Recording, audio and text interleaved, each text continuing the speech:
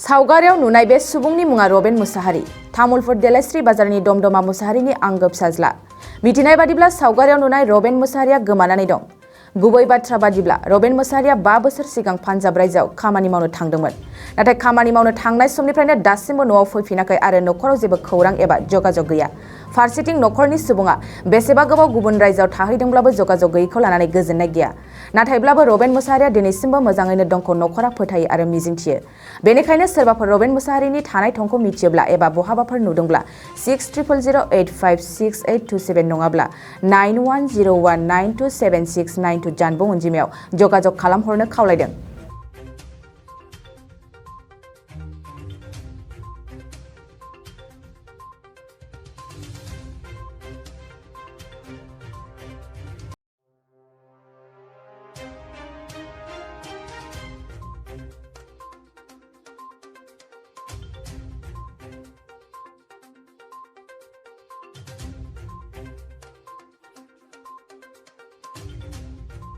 सावगारियाव नुनाय बे सुबुंनि मुङा रबेन मुसाहारि। तामुलपुर देलायस्रि बाजारनि दमदमा मुसाहारिनि आंगो फिसाज्ला।